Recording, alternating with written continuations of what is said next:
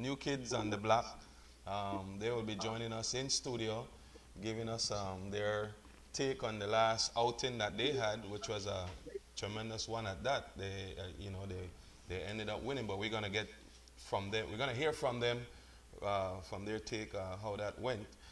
But nonetheless, we had a very interesting week.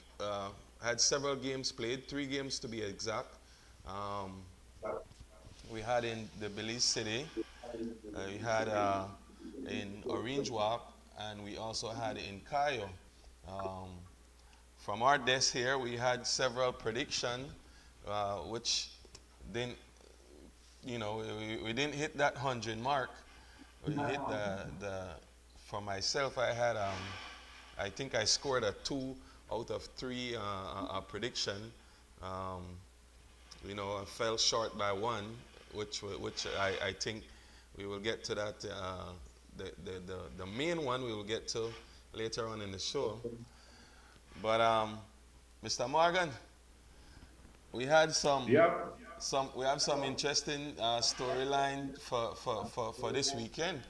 Um, I noticed that we didn't had we noticed we had some foreign shuffles. We had some teams that they kind of shuffled their deck pretty early. You know, there was a shuffling of the deck with the foreign guys. Noticeably on the San Pedro Tiger Sharks, they changed their foreigners, so they weren't wasting any time in trying to find a suitable foreigners or some suitable foreigners. Um, what's your take on the foreign shuffle so far? Well, it's twofold, Keith.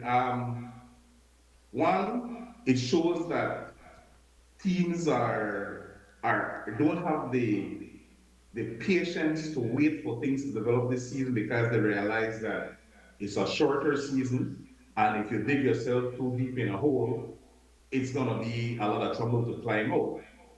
And two, I think that what we're seeing manifesting itself here is that the team ownership is now demanding more from foreigners. You know, Yes.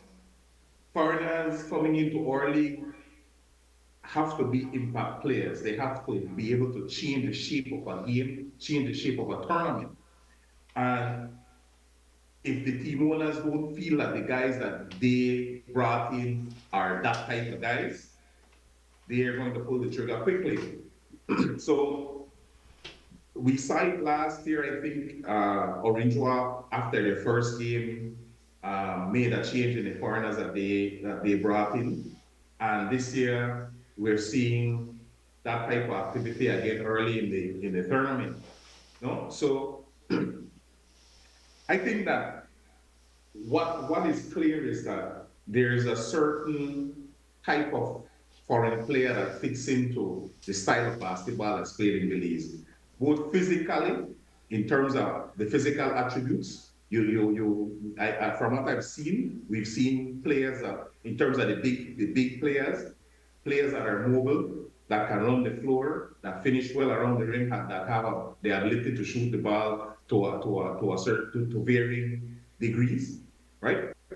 And mentally, in terms of the mentality, that players that are ready for the physicality of this league. As I mentioned a couple of weeks ago, that's something that's kind of underrated with this league. A lot of guys come here and are not really ready for how physical this league is, how fast this league is, and so they don't put up the type of numbers that we project them to put up. Yes. Yes, and rightfully so.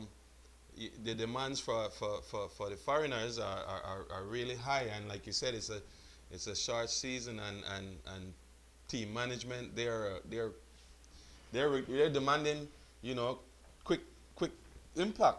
They're demanding quick impact, um, and you don't want to get caught at the bottom tier going into the last lap of the season and having yourself not making the playoffs, and so you know it's quite it's fitting so for the demand to be high from the foreign players, because they're the one that brings the excitement and the attention to the league, so.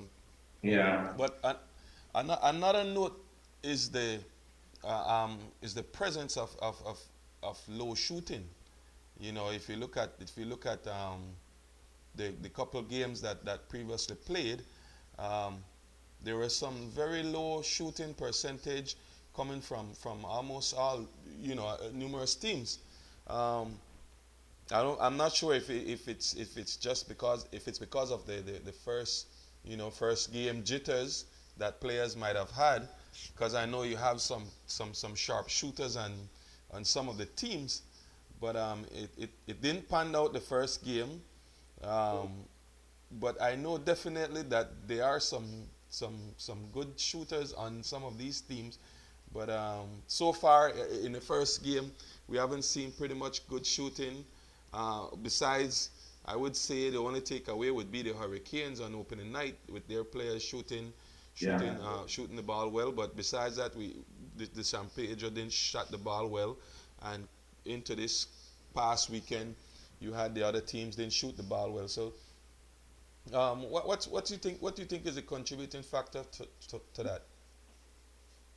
I think it's a combination of things, no? I think that the teams have not really fine-tuned their offensive systems as yet. So you have guys taking shots that are not clean looks because the offenses have not been really fine-tuned as yet. Then you have the other issue of the individual shot selections. I watched the San Pedro versus Defenders game, and I Yes. watched the Kyle Western Ballas versus Donovan Trojan game.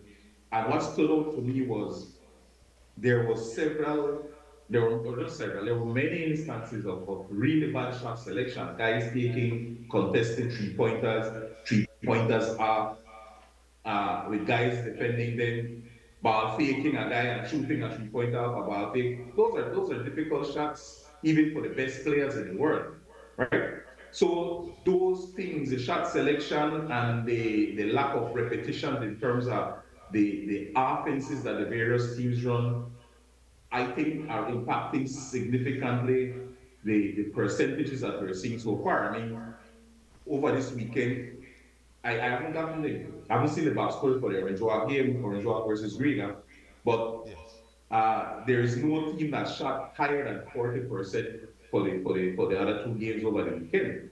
Yeah. Which by any standard is pretty low, right? Yeah. And we have to look at also, well, in the defenders versus San Pedro game, one team, we're getting into the deep dive already, but we're talking about shooting here. One team Yes. had 43 3-point attempts, and the other team had 32 3-point attempts.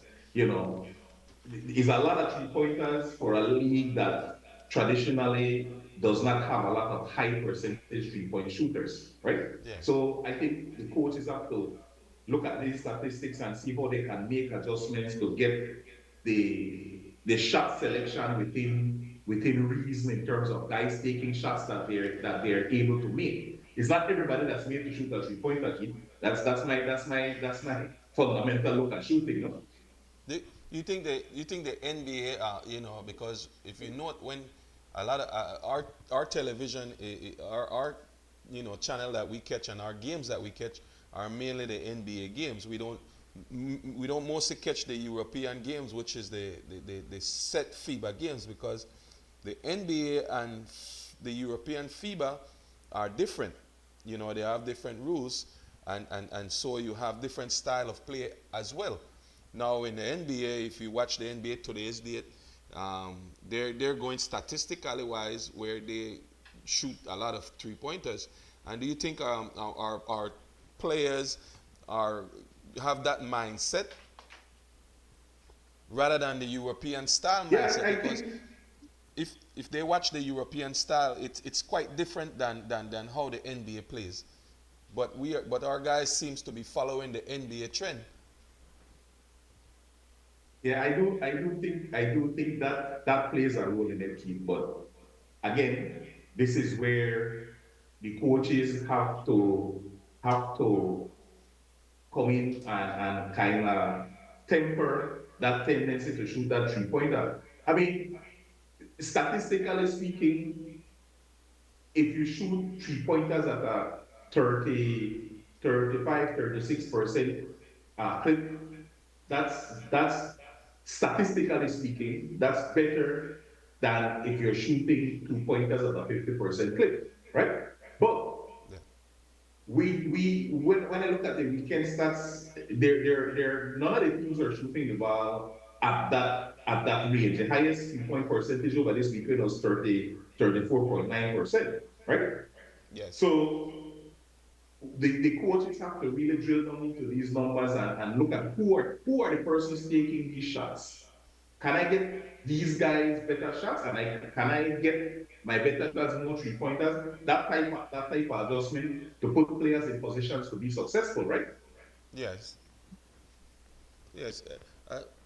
Another note at that is the, with the time management and the game and time management of these teams. We notice we're gonna get in depth to it, but with the game and the time management, some of these teams seems to be having problem.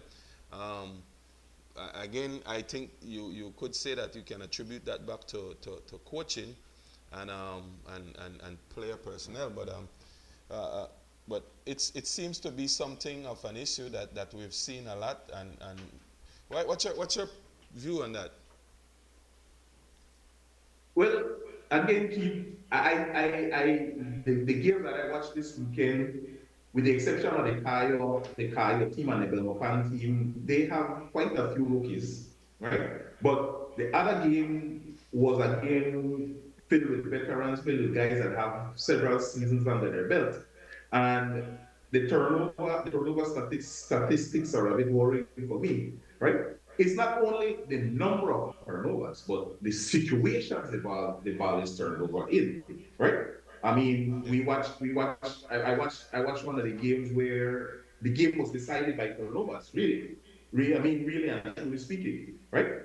Yeah. Well, both of the games actually, because in that Kayo game, the game got away from Kayo with a series of turnovers in the late third or fourth quarter. I mean, that's what really opened the game. Belmopan went to a full court pressure and they sped up the game and they caused some turnovers. And those two games were decided by the teams that the team that turned over the ball in a critical situation. Guys have to be mindful of scoring situation. If I'm up 2 points and there are 12 seconds left in the game, I won't push the ball up the court in an attempt to go and create that transition, play a transition, score. I'm going to bring the ball up slow and see what the next team is going to do. They're going to foul me, right? Or I pass the ball and move the ball until the clock. You know, you have to be very mindful of what the score is, what the situation is, and that dictates what you're going to do with the ball. If I'm down two and I have the ball with 12 seconds, of course I'm going to push it up the court and try to get a look, right? But players players and coaches have to discuss these things and have these things down to the point where it's automatic. We recognize the clock, you recognize the situation, and you make an automatic decision how you're going to play the game, right? Well, let's hope that as the season progresses, teams look into these and players themselves, and we see a betterment, as the season progresses. But we want to get into the three games that took place over the weekend. We want to get deeper into the games. Um, we had a very interesting game at the Civic Center. It was a back-to-back week for the Tiger Sharks. It was the defenders' first game. I think all three of us, me, you, and Beres, had predicted that the defenders would have won, and they did. They did so. But I think what comes to question now is the way how they won. You know, that game was a very closely contested game. I think it could have easily went the Sharks' way. Um, but if you wanna if you wanna touch and get in depth into that game, you know, give us some your point of view about that game, which was I think very exciting game, you know, from the fan base. But you know, the in depth of it can give you more of what, give us more of what took place. Yeah, indeed, it was a very entertaining game, Keith. I have not seen a finish like that in quite some time in our Belizean basketball leagues, right? It brings me back to some of the finishes like you were involved in the famous Alehu game against EPL Nets. You know, Yeah. it really created a hype inside the Civic Center last Yes. week Friday night. But drilling down into the actual play of the game. Um, but my observations are that both teams were run very sharp bench rotations, right? The defenders team basically played seven guys. They had three DNPs and they had two guys that played less than 3 minutes, right? So in terms of guys that played significant minutes, it was only seven guys that played, right? Yes. San Pedro was slightly better. They played about 8 guys. If you want to count somebody that played, so as somebody played like 7 minutes, and the other guys below him are 1 minute, right? Yes. But it it it boiled down to me to the 3 point shooting of the defenders team. The defenders went 15 for 43 in that game from 3 point range, Yes. right? Which 15 which for is 43, which is 34%. 34%, right? And San Pedro was 7 for 32, right? Yes. San Pedro had That's a better shooting performance from the 2 point range. that's San Pedro, 21% from three for San Pedro, which for is San Pedro, right, right, which is not good. which is Yes. very poor, right? San Pedro shot 25 for 60 from 2 point range, while the defender shot 50 for 31. You know, this is one of the first games I've seen in the leagues where a team shot significantly more 3 point attempts than 2 point attempts. San Yeah. Pedro and defender shot 12 more 3 point attempts than they did 2 point attempts. Yes. What stood out to me, was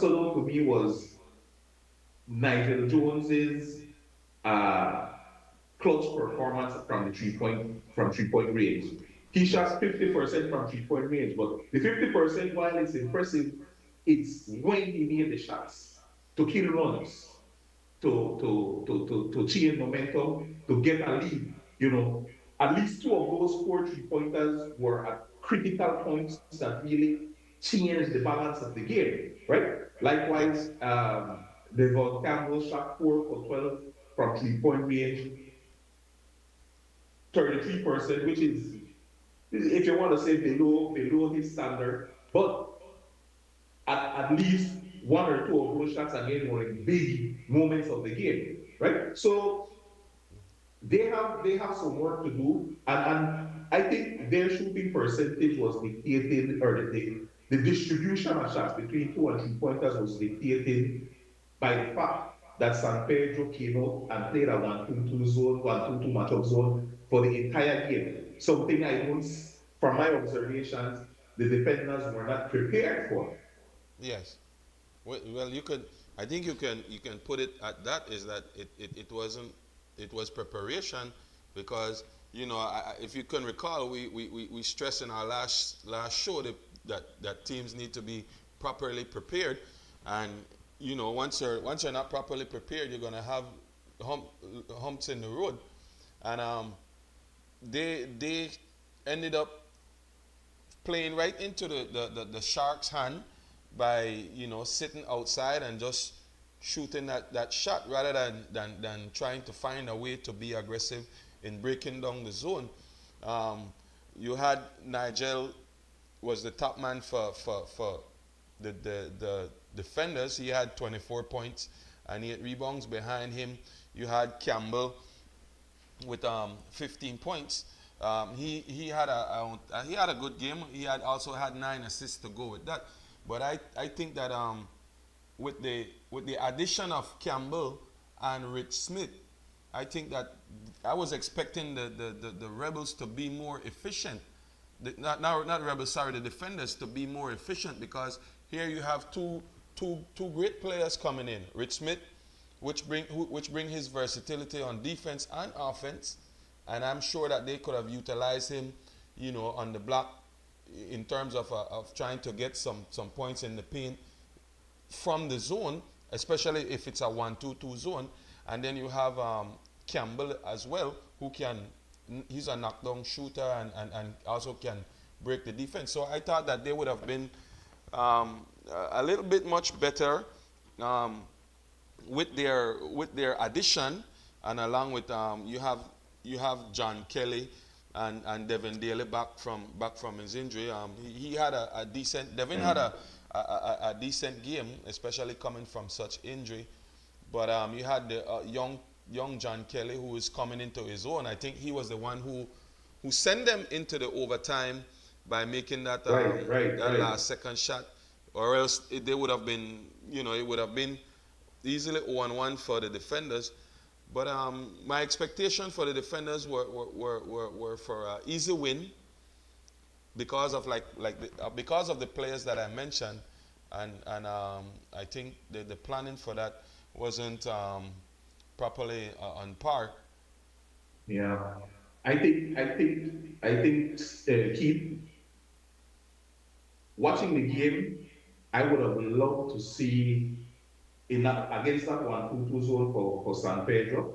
San Pedro really respected the shooting ability of the defenders team. When we're talking about Nigel, we're talking about Devin, we're talking about Campbell, we're talking about Dillard, and the And young Rich Smith. Shane Pratt and Rick Smith. But I would have loved to see a little more high-low action using Rich Smith and Nigel. Nigel is a very, very Yes. efficient And finisher in the paint, mid-range, and up above the rim as well as Richard Smith. But we did not see that type of interior play, interior passing, because all the guys are good passers as well, right? yes. So I think moving forward, this league is a copycat league, and teams that watch that game might think, well, if San Pedro can play in this 1-2-2 and give them this type of trouble, we can do it as well. So the defenders, coaching staff, and brain trust have to start to get things in place to face that type of zone, because they have the type of shooters that those ones should be able to contain them, right? But Yeah. they have to have things in place and be ready for that type of zone.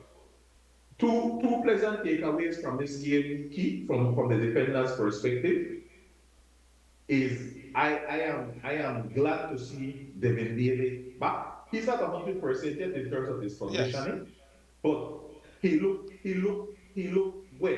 He was comfortable before, right? I would have loved to see him play more in his range, which is that 18-foot range. He shot one for Yes. seven from 3-point range in that game. I would have loved to see more of those, less of those 3-pointers and more of his real strength, which is that mid-range game, ball fake, jab step, I'll take you off the dribble and pull up off the dribble. I would love to see more of that. The next bright point for defenders is the rookie Shane Pratt. Kid, I'm telling you, this young man, make the body think Creole, he not frightened, right? Yes. He's very, very confident. I was surprised at the confidence that rookie displayed, right? From Yes. the San Pedro perspective, Daniel Konaki had a good game overall in terms of his point production. He still needs to up that shooting percentage a bit, but the point production was much needed by San Pedro. Jihad, right? What can we say? His usual efficient self, right? Yes. Shooting 53% from two. he had and 50% from. So he only took two 3 pointers. he, The two foreigners, what is your take on the two foreigners that San Pedro brought in, and what impact did they have on that game? okay. I think with the two foreigners, they had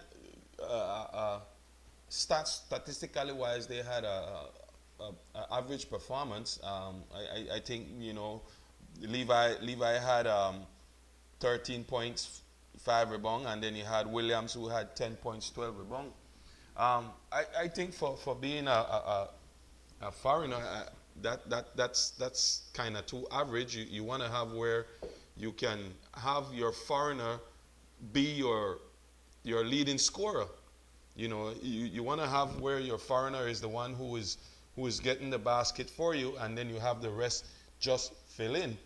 If you do not have such an offensive, local guy, but Mm-hmm. that to me that performance was average, and for a foreign player you don't want to be average, you want to be above average, you know so I think But that was one of the reason itself to why they kind of lost that game, and looking at it, they're down 0-2 right now. I want to point out something to you, kid. Mark Levi, number 21, had 30 points and 5 rebounds, but he only played 19 minutes and 42 seconds. He had significant foul trouble from early in the game. It would have been interesting if he would have been around that 30, 35 minute mark. Because remember, it was an overtime game. If he would have been around that 30, 35 minute mark, it would have been interesting to see what his production would have been. Because in 19 minutes, he had 13 points. And I want before I forget, I want to give a lot of credit to John Kelly in terms of his performance on this new team.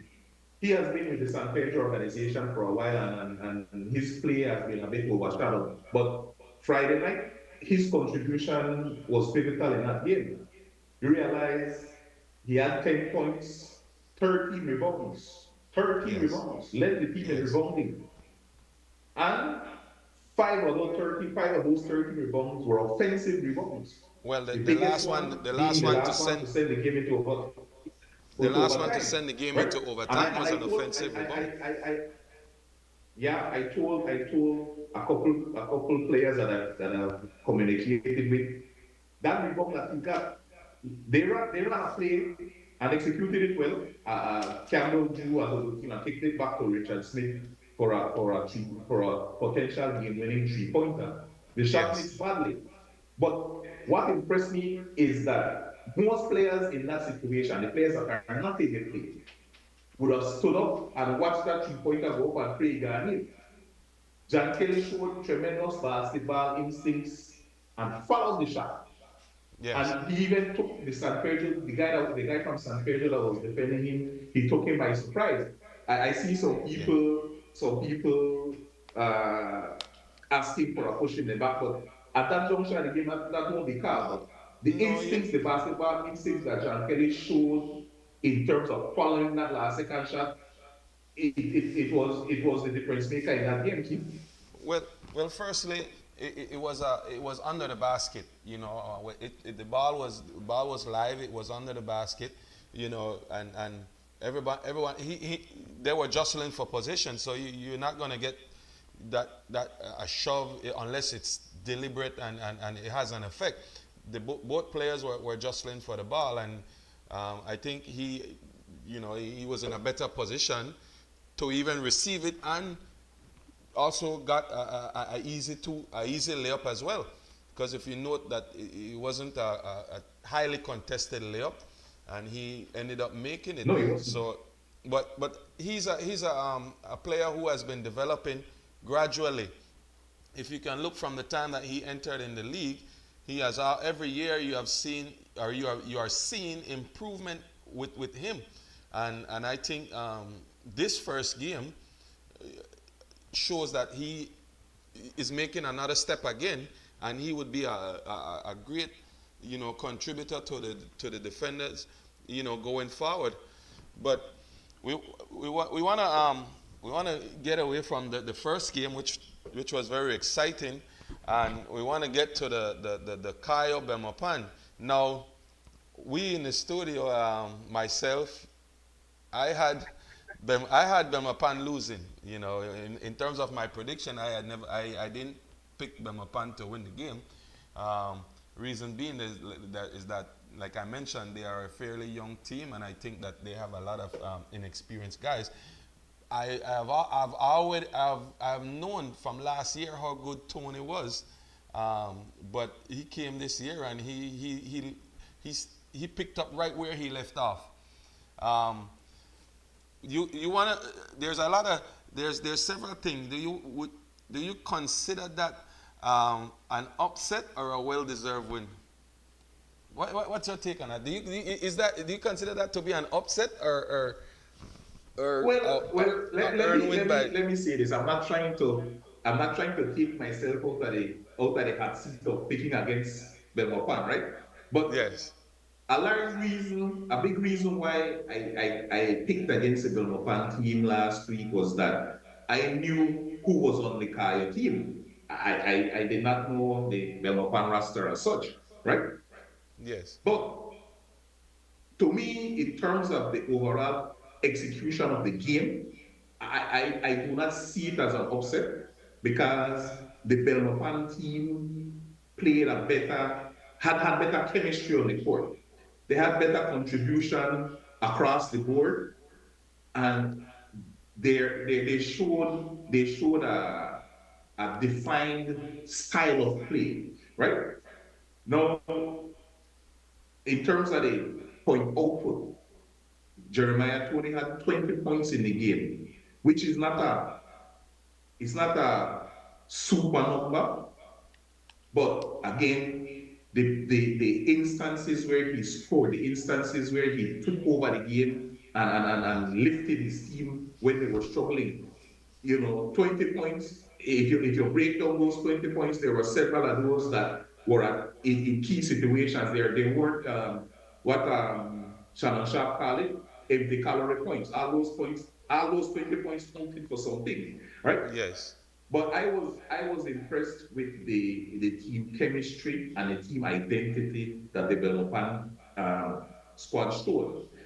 On the Kayo side, Keith, to be honest with you, I was impressed with JD Witherspoon's game. 18 points, 21 rebounds. Yes. And He was the, very productive. yeah, and efficient. He was 8 for 14, 57% from 2 point range. What kind of bothered me was the fact that for large stretches, especially in the fourth quarter, JD Witherspoon didn't get any quality touches on the offense. Right? Okay. I recall a stretch, like 3 possessions straight, where Mark Garden basically played one-on-one basketball. Right? Yeah. And he had a I don't have any other words for it, a terrible shooting line. He was 2 for 10 from 2 point range. Sorry. Yeah. When you say 2 for 6 from 2 point range and 0 for 4 from 3 point range. Right? Yeah. So the Kayo coaching staff has some work to do in terms of figuring out how best to utilize JB Witherspoon. How can they get production from their guard play? Jamie Yeah. Carvajal had 0 points in that game, Keith. Ryan Yes. Carvajal had three. Joel Monteo had four. Ryan Durant zero. Aaron Allison had seven. Yeah. They have to get more production from that group of guards that they have because all of them played nice enough minutes, right? Yes. Darnell Looney had a decent game.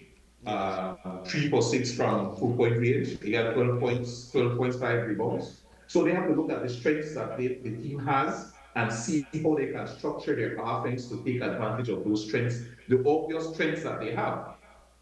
Yes. Yes.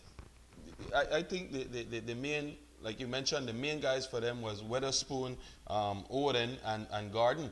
Garden, we know is a prime time player and scorer. So for him to be to have 12 points, that was kind of subpar from his standards, and also from the guards play. I was looking to see a better performance from, like you mentioned, Carvajal, and also Allison, who I think would be a good, up and coming player in the league. He's a pretty good shooter.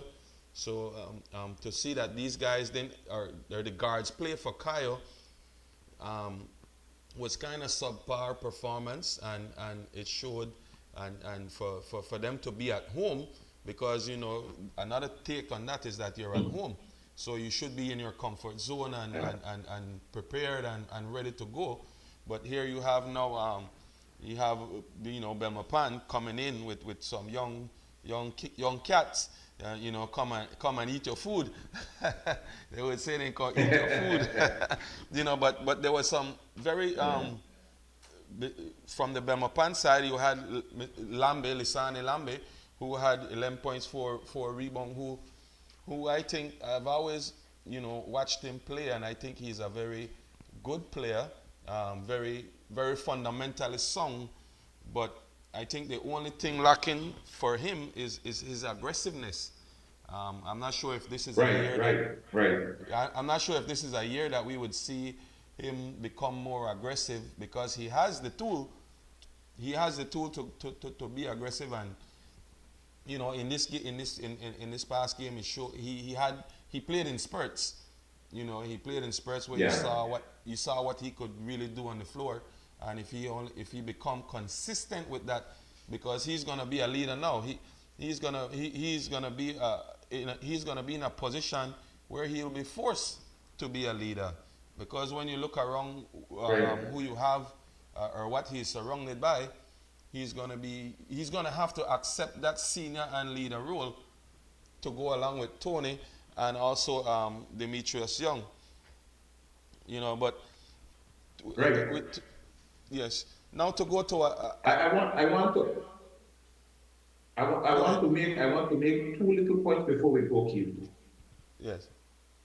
The Belmopan team, when you look at the points distribution for the Belmopan team, that's a very positive sign for them.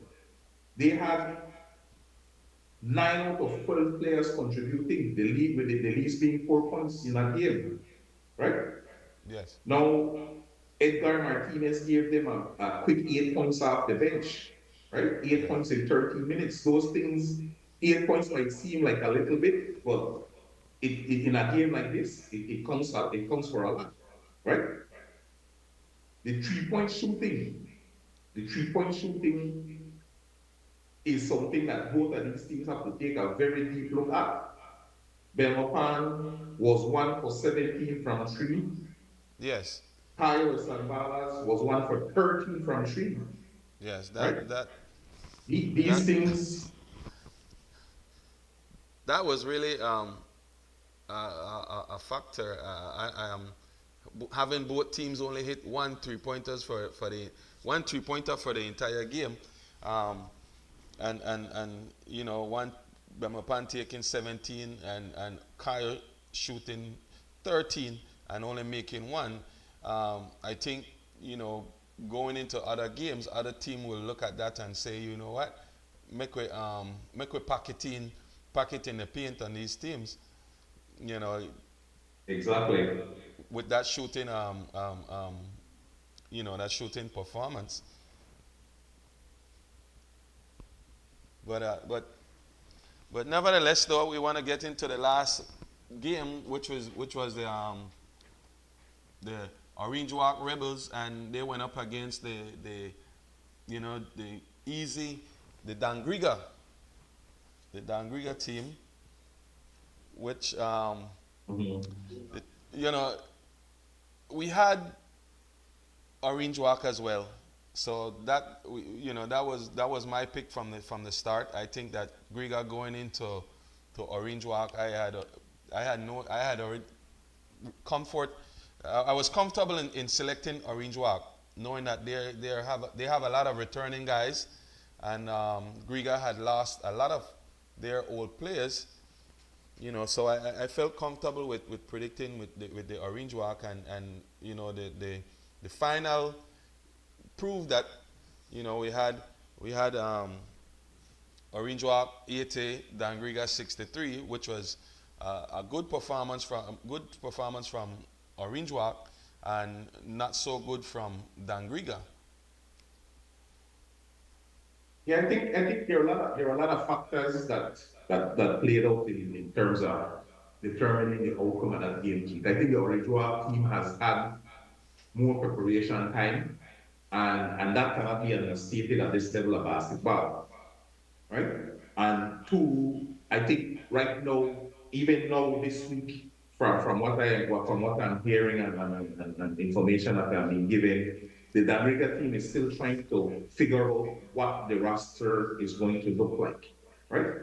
So they were at a significant disadvantage where that is concerned, playing against a team that basically is returning its entire nucleus and Yes. adding some other quality players. I understand that early in the first quarter, the American big man for the Rebels got injured, so they basically played the Yes. rest of the game without him, right? And Yes. Orange Walk still has quite a few pieces left to come in for the season. So they were short-handed as well, but like I said, they returned a big part of their nucleus from last year, and those things come for a lot, kid. Familiarity, Yes. that chemistry, those things come for a lot in basketball. I, I think too as well. You have with the Orange Walk, you have a lot of guys coming back hungry after losing last year.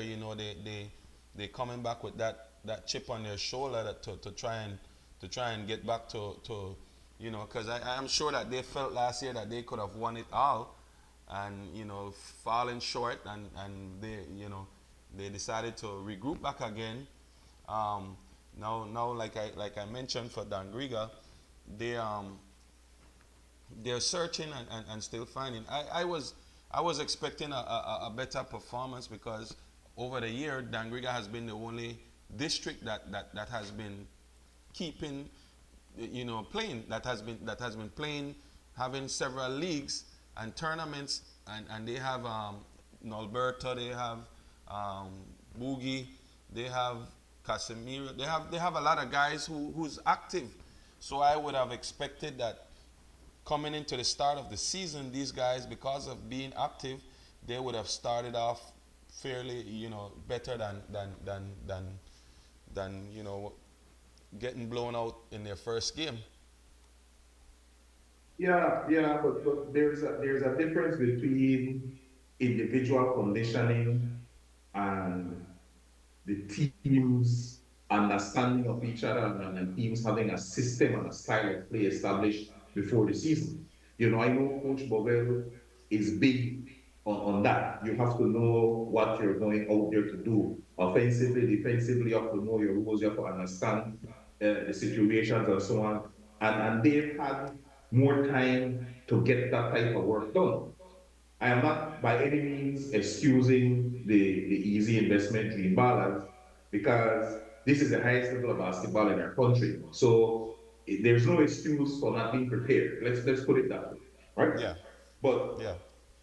um, to me, the biggest deciding factor in that game, there are more than one, but the biggest deciding factor in that game was the fact that Orange Walk was a more prepared team, a more structured team. Orange Walk was applying full court pressure, switching defenses, running their offenses, and these things make a difference at this level of basketball. Preparation is one of the biggest keys at this level of basketball, Keith.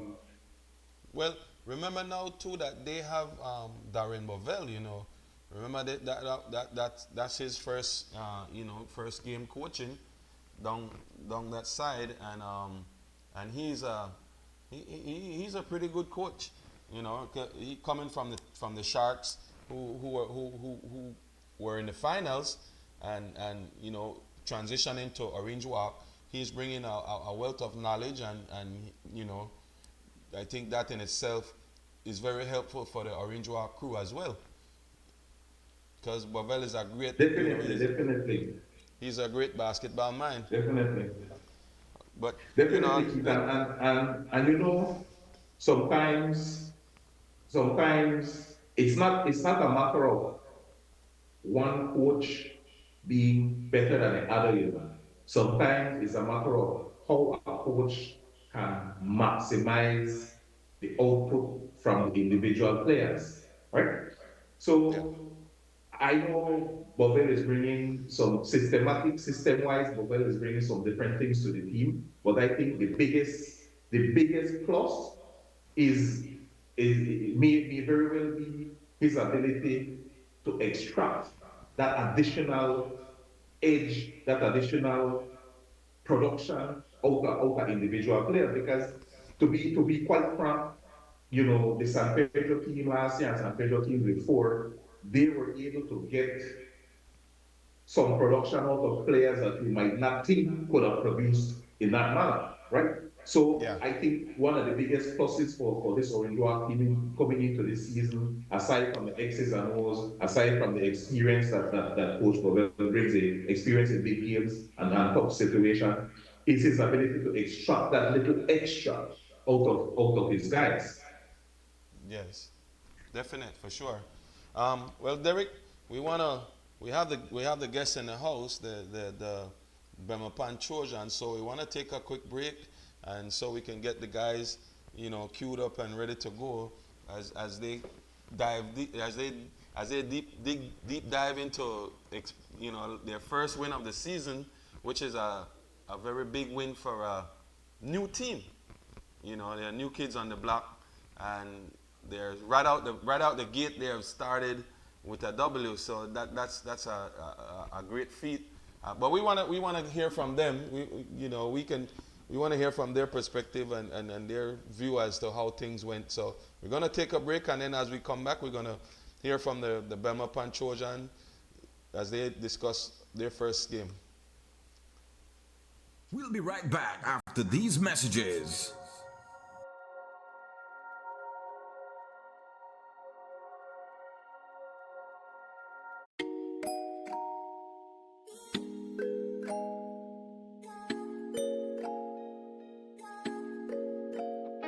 Tell them.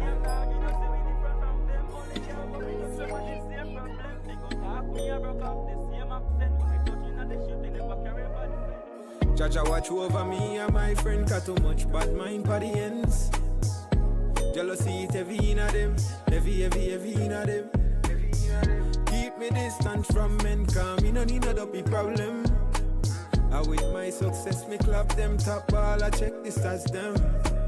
Me born get a youth, but me can't struggle all my life, no me nah. Beg nothing and me buy when me want. I me not too trust boy, me brother. I know everybody are clean, I know everybody wants to see you win. Them I grudge you for the smile where you wear, grudge you for the style where you bring. I me say I know everybody are clean, I know everybody wants to see you win. I know everybody wants to see you chain bling, but me and them I do the same thing. Tell them, Jaja watch over me and my fam. Love your life, money can't buy one. Bad energy are where me I hide from. Get to you, that are who I am. Been through the trial and the tribulation. Run tell Satan in my waist man. No you can't style your creation. Rockstone with elevation. Tell them, me born get to you, but me can't struggle all my life, no me nah. Beg nothing and me buy when me want. I me not too trust boy, me brother. I know everybody are clean, I know everybody wants to see you win. Them I grudge you for the smile where you wear, grudge you for the style where you bring. I me say I know everybody are clean, I know everybody wants to see you win, I know everybody wants to see you chain bling, but me and them I do the same thing. Tell them, Jaja watch over me and my. Hey yo GG, Jaja watch over me and my. Hey yo DJ Future, Jaja watch over me and my phone. Love your life, nothing can buy. Tell them, bad energy I when me I hide from. Ra, get to you, tata. Tell them, me born get to you, but me can't struggle all my life, no me nah. Beg not near me buy what me want. I mean not too trust boy, me brother.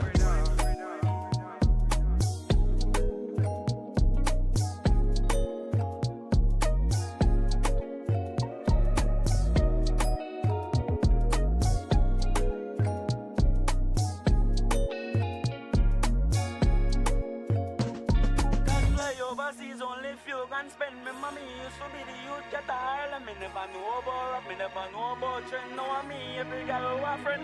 Jarvis, Jarvis, Jarvis, Jarvis, Jarvis, Jarvis.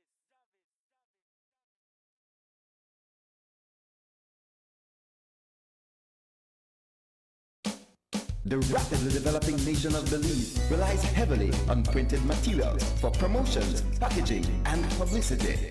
That is why businesses and organizations prefer Print Belize, a customer-friendly company with over 130 years of printing excellence.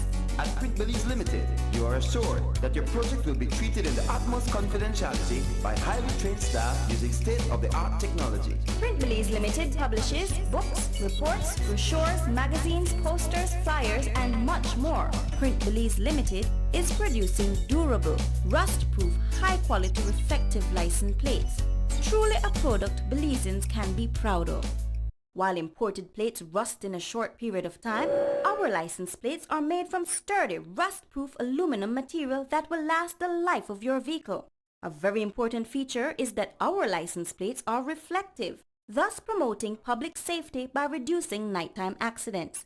Furthermore, imported plates have a simple, standard design.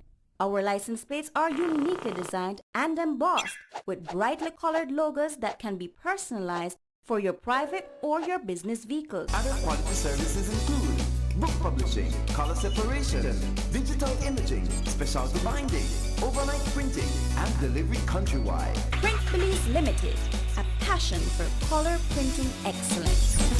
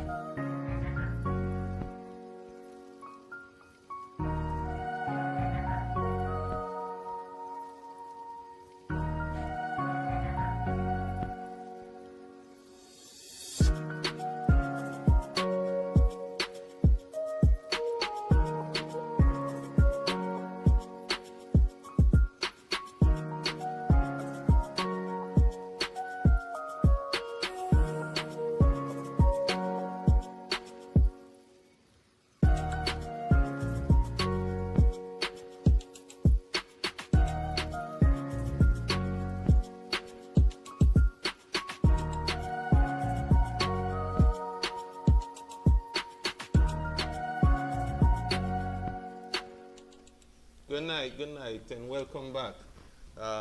Derek, we're joined tonight by Yes, sir. our guest tonight, the Belmopan Trojan. We're joined tonight by Chris Enriquez, Jaden Lopez, Aldo Manzanera, and Miss Gillian Lam. These are representative and players, coach of the Belmopan Trojans. Derek, they started off and they get their foot wet and they dip their foot. They not only got their foot wet, but they dipped their foot with a big win, coming off a big win. What's your take? Well, I am pleased to see the level of chemistry that the team has and the identity that the team has so far. It's only one game, but for a young outfit, it's always a positive, it's always a confidence builder to get that first experience and have it be a double, right? So I am very excited to see what the rest of the season brings for the Trojans, and hopefully they can continue on this winning path. And the most impressive thing is that, with the exception of the two foreigners, it's all local guys. That's impressive, and that's something that has to be commended, and it speaks to the development of basketball in and around Japan. Okay, okay, very well. Well, we're gonna hear tonight from the coach, Mr. Aldo Manzanero, and we're gonna hear a little bit from the players as well. So, Mr. Manzanero, welcome you guys, and thank you for joining with us.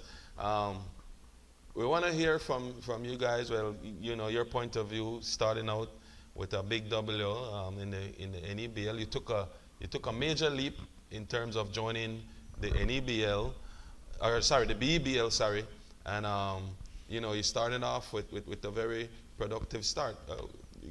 Give us your take on what's it like with your first W.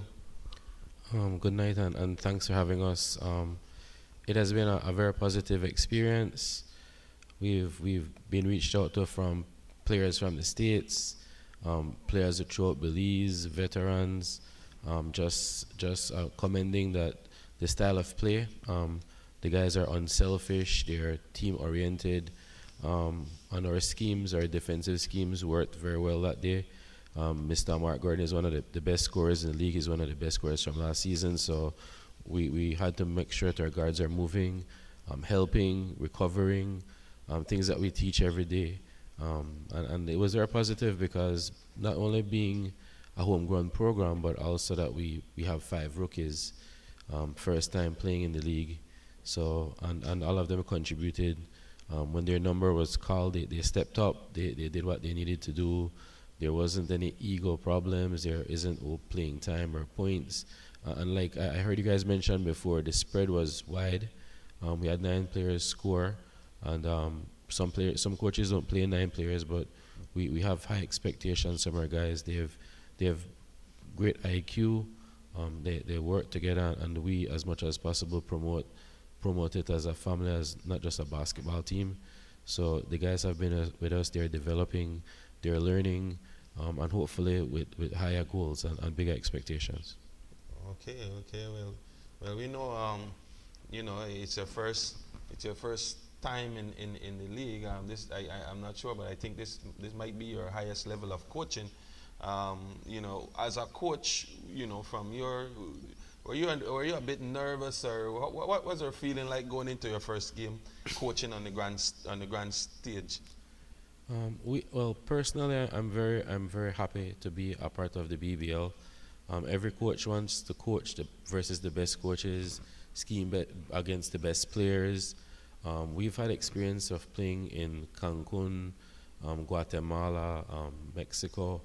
So we've played, and that's why I think the guys were so poised. They've played in the bright lights in big tournaments, in final games. So that helps them a lot. But as personally, every coach wants to scheme and play chess best versus the best chess players. So I guess personally that's a big thing for me, and I'm happy that the guys get to put their basketball IQ to the test, grow, and hopefully open some eyes in Belize in regards to basketball in Belpan. Derek? Although, what were the considerations given by yourself and the management team in terms of constructing this roster for this BBL season and making a jumping at to the semi-pro level? Mr. Morgan, our biggest thing is always developing a culture. A winning culture is very hard to develop, and you guys, I guess the league is very young, but we could recall that even the Hurricanes didn't start as the powerhouse that they are now. So it takes continuity, it takes consistency, it takes a dedicated message in what you're trying to do. And having players buying is very difficult. So the management team was a key factor in that, speaking to guys, picking the right guys. And I have the advantage of coaching these guys from they were younger. Like, for example, Jaden, we work almost every day on his basketball game. He sends me plays. we discuss footage from games. So these are the things that I think contributed in regards to our quick growth, and that's what the management look forward to. Again, it's very difficult to get um, players gelling together. Like you mentioned, our chemistry is one of our highlights. We pass the ball, we move the ball, we play help defense. No one tries to play one-on-one basketball. If even if we run sets and it's a isolation, we know our players know where they're supposed to be, and these are the things that we try to put in place. Yeah. We want to hear from Mr. Jaden and followed by Mr. Chris and Islam. But Jaden, this is your second year in the BBL. Um, you're going into this year a little bit more mature. You seems that as the coach mentioned, you've been working out and you've been. What's your expectation going into this season this year for you? Well, good night, first and foremost, and thanks for having me. Yeah, second year in the league, more poised, more mature. Last year I learned how to pick my spots, so to go into this year. Um, so my expectations is to follow my coach, and as time goes over in the season, to develop as a leader, be more vocal, and just pick up on abilities that I can to improve for year 3 as well. Derek? Yeah, just to piggyback on a point that Mr. Lopez raised, leadership. With a young roster like you guys have, how critical is the leadership from, well, like we call him a senior no Jalen because in a league 2 years, but how critical is the leadership from the senior guys in terms of keeping the five or so rookies that you have focused in terms of what needs to be done and how to execute their roles during the course of the game?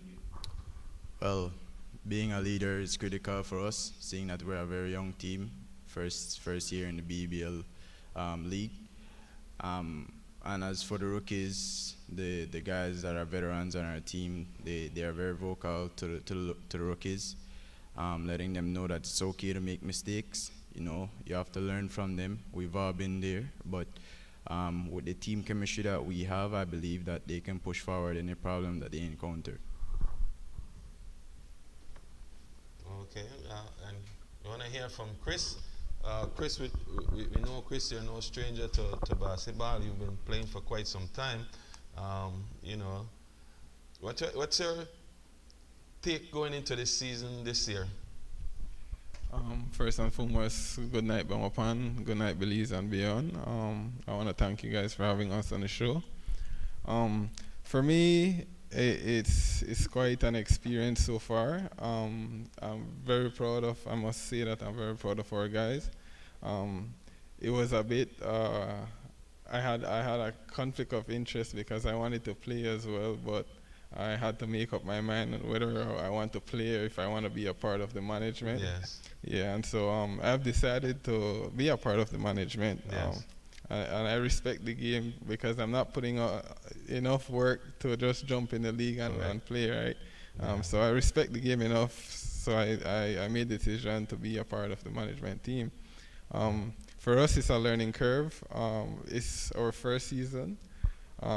We are going day by day, learning every single day how to deal with different situations, one of the challenges at first was to select the team. Being a new franchise, you have a little bit of difficulties in terms of sponsorships and stuff. It's coming along now, but to select not just a team of players with the culture that we want, but to also go within your financial budget and all of those stuff, made it a little bit challenging. I must commend our management team for defying all the odds.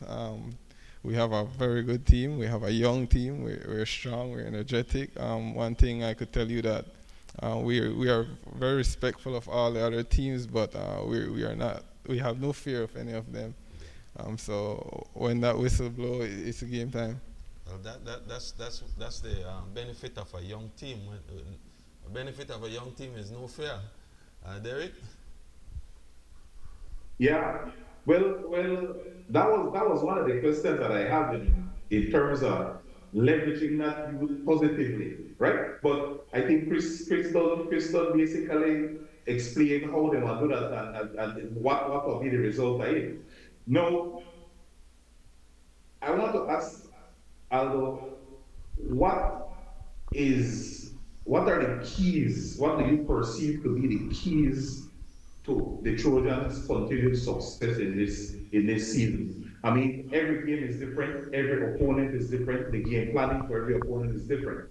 But there are some fundamentals that a team does, no matter which opponent they're facing. What are some of the keys that you see you need to ensure for going through this season?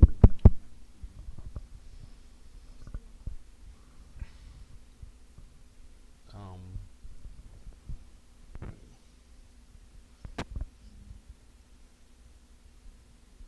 Derek, can you hear me? Yeah, yeah. Yes, he could hear me. You never heard the question just now? He could hear. He could hear. Sorry, Mr. Eric. I think you cut off a little bit, but I could answer the Oh, first part of sorry. the question. You need to repeat? In regards to our Yeah, continued I was. success or success altogether, we have to think team first. Um, it's not a individual. It's an individual game, and we understand the marketing behind it, but it's not a game that's won individually. Every single component, every single part, um, it's an integral part of building a winning culture. Boots. And again, it's not a short process. It's not No, a they have the auto immediate guys. thing. It does take some time, but we want to assure everyone and ourselves that we can play at this level. We want to continue to grow, and our success is built on communication and team play. So if we could have those things, we should be able to be successful.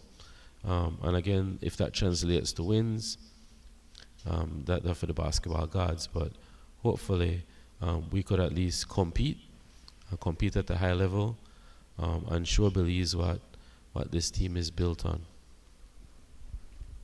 Okay. We wanna Let ask. We me wanna. keep But before we continue, Keith. I think we were kind of too excited to get into this interview. We know that Aldo is a coach. We know Jaden is a player on yes, the team, a point guard on the team. But we never yes, did ask Chris yeah. and Miss Lam what were their roles on this team Correct. for those who do not We're gonna know. get to them right now. We're gonna turn it over to Miss Lam and let her decide. We know Miss Lam that I no player, but we're gonna let her Unfortunately. introduce herself and give us her role. Hi, my name is Julian Lam, and many people know me as the person who's like right beside or right behind Aldo. If you can't reach he, you would call me, and then I would relay the message now. So yes, I'm a part of the management group. I work along with Chrissy, and I work with the others there. And yeah, well, I just help almost everywhere. And yeah, I just. Good night once again. I am the general manager of the team. Okay. We wanna ask Chris, who is the manager. How is support, in terms of sponsorship wise, been for the organization? Being it be a fairly new organization and a lot of young talent and young kids. What's the support like in in terms of sponsorship around the Bemapan area? We have a fair turnout of sponsorship. However, it's not enough to get us where we want to be. That doesn't mean that we won't get where we want to go. If there is anybody that would be interested, we are still open for sponsors. So feel free to reach out to me or Aldo in terms of sponsorship, and we can always send in our proposal. We have reached out to several business establishments. Some of them have worked with us and they are sponsoring us, but I think we still have more work to do. We still have to reach out to more people and try to make this work because it's the first time for us. And I don't want to say the sponsors have had bad experience, but what we have heard from it is that they have sponsored before, but they didn't get what was promised to them in terms of the marketing and everything. And so we are just trying to show them that we are different and we are here to actually do the work. So if they sponsor us, they will get what we have proposed to them. Okay, so it's like you guys bring a new vibes, a brand new start to the league. Anything, Derek? Chris and Islam, this is a question for the management side of things, no? Um, we know Belmopan has shown tremendous support for the football teams that have played out of Belmopan. How do you guys try to capture or bottle some of that lightning to get that support behind the Trojans team and get some excitement in the UB gym to give these young men that extra push that they need to get over the hump in tough games?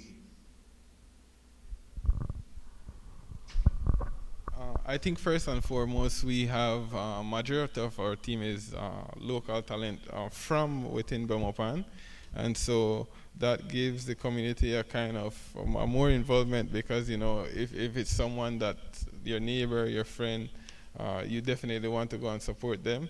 But it's bigger than just our franchise. I think basketball in a whole in Belmopan have declined over the years. And so it's our job to bring back that culture. And it starts from the development program, which the children already have as well, with the Pee-wee and going straight up now all the way to the highest league in Belize. And so not to toot our own horn, but I think, correct me if I stand wrong, that we are the only franchise that has a development league as well, whereby it starts from a 5-year-old bouncing the ball. If I could add, Yeah. we have a great marketing team. We have Kareem. We have also Axel, who is giving us some content with the pictures, with the videos of the game. So they really help and push out some nice advertisements, and that will hopefully, of course, capture everyone's attention. And Mr. Morgan, to answer directly your question, we want to make the Belmopan Trojans a part of the Belmopan community and culture. That is the most important thing for us, that every basketball player in Belmopan see the Trojans as an inlet and an outlet. Like Chris mentioned, our development program is open to anyone. The junior program is free. Anyone wants to come to one of our practices, they're welcome. We welcome. We have 2 brand new assistant coaches, 1 female. We have the only developing female program in Belize. We have girls from the age of 5. They play outside in competitions. But the main thing, again, is to give Belmopan something wholesome and something that they could grab onto and understand that we want to make partnerships. We don't want sponsors. We don't want people to give us money. We want work both ways. So we have, like, for example, community projects that we're currently undertaking. One of them is the rehabilitation of the University of Belize gym. We have a couple of other projects that the guys have been proposing. So again, it's a community thing. Our sponsors aren't only money sponsors, but they're working with us to help the community as much as possible.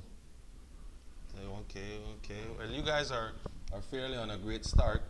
You know, and they say winning cancel out everything. So once you continue to win, everything will get canceled out and flow smoothly. What do you think, Derek? Yes, man. Although I know I've looked at the programs that you guys have run for some years, and it has, and it's going to continue to pay dividends for Belmopan and the wider basketball community in Belize. I would only wish that other franchises at this level would take on that type of heavy lifting, because in all fairness, while the semi-pro level is the highest level of play in the league, it's the easiest part of basketball. You know from personal experience that the developmental part of basketball is really the harder part. To build a player to be able to perform at this level is the heavy lifting, and you guys have been doing that for years. So I congratulate you and encourage you to continue with that type of work, and hopefully others see the model and start to follow the model that you guys have set out so far. Okay. Well, you guys have another big game coming up. Come this Friday, Saturday? Saturday. Come this Saturday, you guys will be going up against one of the top teams in the league, which is the Defenders. They're coming off a victory themselves, which from our observation was a close game that they could have lost themselves, but eventually, you know, at the end of the day, they had the W. So, you know, what's your expectation gearing up for the weekend, and what should the fans be expecting coming this weekend from you guys? We again hope that Saturday proves to be an exciting match. We plan for compete. We plan for work, and the guys again, not just the coaches say, but the guys plan for work their butts off. They want to show a blue collar mentality that they come for work, they come for play hard. We don't expect a pretty game, and we know that the Defenders, they are a very great organization, great players. I had the pleasure of working with Mr. Jones. He's a fantastic person as well, but at the end of the day, we have entered into the competition for compete. So again, we hope to give them the hardest game possible, work as hard as we possibly could, and give the fans at Belmopan something to be excited about. Okay. No, Aldo, I know you're speaking about the value of team, the value of chemistry, right? But the way how our league is structured is that you bring foreigners into your team to make an impact on your team.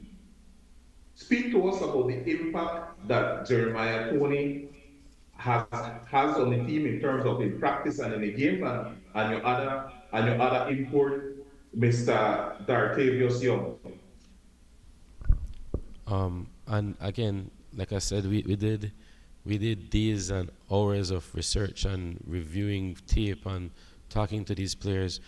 So Jeremiah brings an intensity to the game. They don't have anything that Jeremiah do with intensity. Jeremiah eat with intensity. Jeremiah sleep with intensity, and he brings that to the team. So he's a culture builder, right? And if you know to control that and use it in your team, he basically rub off on everybody. He like first person to put people in check, you know. All right, we get a little bit too loose to practice, so we get a little bit too happy. You know, we want to have fun, but also we want to make sure we hit the details. We make sure we keep track to what we need to do this week, what the schemes we work on, and then Dartavius are the complete opposite. Again, a hard worker, but Dartavius are the kind of person for put your hand over your shoulder and say, you know what, that made a mistake. You know, continue to work hard, work out. So, in regards to culture, we couldn't have picked two better guys for add to Belmopan. Like I said, one just a determined person, and one with a chip on his shoulder, but also have that big brother mentality, willing to teach, willing to talk. Actually, throughout practices, Dartavia said when they basically tell you, you have to talk louder, you have to be, bring this energy, keep the energy up. So, like I said, when it comes to pieces that we've added, besides them basketball skill set and of course amazing skill sets, but just their personality and what they bring to the team, I don't think we could have asked for more in regards to two guys that we brought in.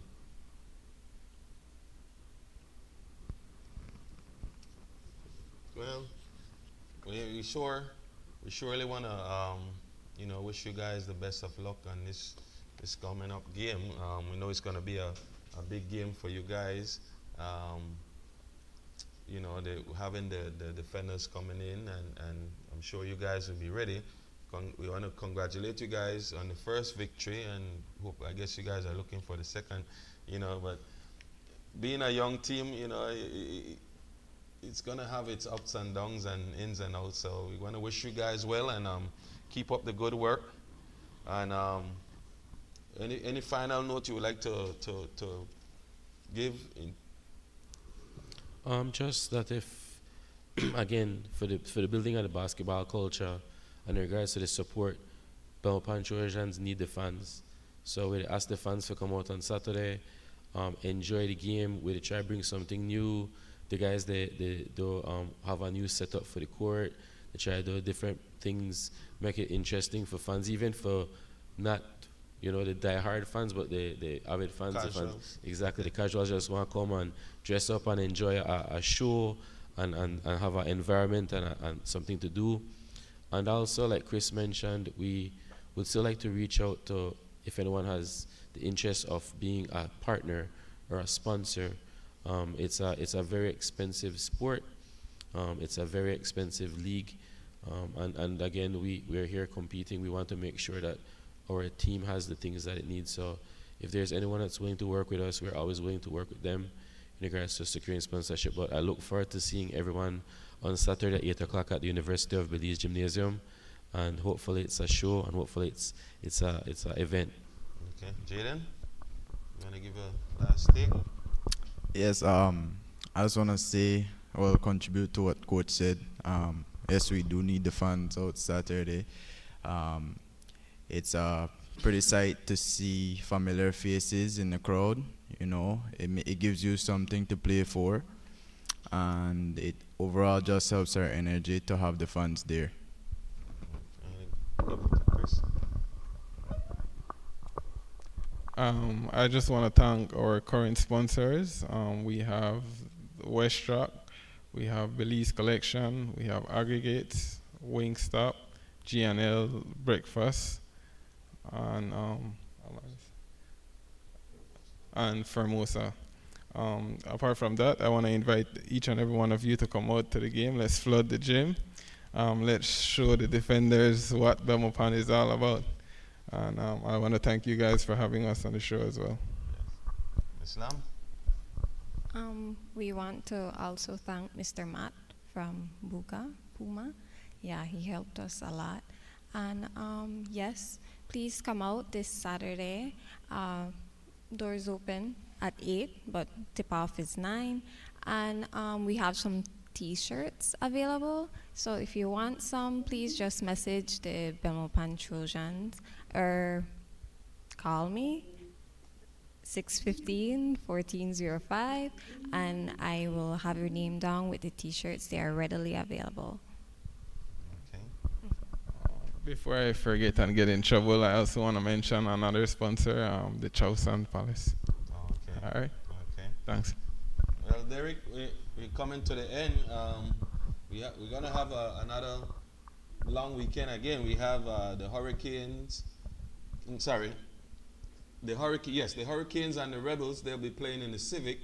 We have Griga gonna be, Kaya going to Griga, and then we have the defenders coming here, this Saturday. So we're gonna have another fulfilled weekend of basketball, and we're gonna be action once more. Yeah, I got a little information that the Danbriga, the easy investment, Green Ballers, and Kayo game might be postponed. I haven't confirmed yet, but there's Okay. some booking clash with the gym, so we Okay. have to keep an eye on that situation how it develops. Okay. But definitely, it should be either way. If it's 3 games or 2 games, it should be a very exciting weekend of basketball, and I think the league is getting to a point now where if all the games are competitive, it's something definitely to build on, and that will get more butts in the seat, more butts in the seats, as they say, not keep. But Yeah. when it comes to the predictions for these games over the weekend, how do you see it? Well, in terms of the the the, the Hurricanes and the Rebels, I think the Hurricanes would be winning that one. Um, the Griga and the Kaya, like you said, we're not sure, but I had Kaya bouncing back, and and with the defenders and the Trojan, I'm a senior man, so I know I know I have the special guest, but I gotta go with the senior guys. But that the Trojan are at home, so we're expecting to have an exciting game. And if the Kayo Griga game doesn't fare off, the fans can come to Belmopan. Exactly. But I think this week I'll make it interesting, right, Keith? I know I told a line with you this week. I will pick the Rebels over Hurricanes. I will be on Devil's Advocate and pick the Rebels over Hurricanes Okay. this Friday. Um, Kayo against Riga. It paid me hard, Keith, but I have to pick Kayo in that game there, right? But in what I think will be one of the better games at the weekend, Trojans against Defenders, I will pick against you again. I will pick the Trojans this week. And you Okay. see, I set up myself for those online betting Panyan here, right? So I did pick the underdogs so that Yes. when I win big, right? Yeah, you're going big. Well, Derek, with Yeah. that, we want to once again thank the guests for joining us tonight and being a part of our, what we're trying to accomplish. And we want to wish them well, you know, with the season, throughout the season, not only for this game, but throughout the season. And we also want to encourage, support from businesses, support from fans. As a former player, one of the main things that you want to have is the 13th man, or the extra, the extra fans in the seat that gives you that motivation, and also the extra business that gives that little bit of extra sponsor to help make things happen. So, with all that, we want to thank the guests for coming and joining us. And same time, same place next week. We're going to have our prediction, see how it goes. Once again, any last word, Derek? No, Keith, I just want to thank the folks from the Trojans for coming in and encourage you guys to keep up the good work, especially in the development. And I like Aldo, I like how you speak softly and manage expectations, right? But I know deep down you expect to win every game, and you're out there to win every game. All right. All right. With that, we want to say good night, Boots.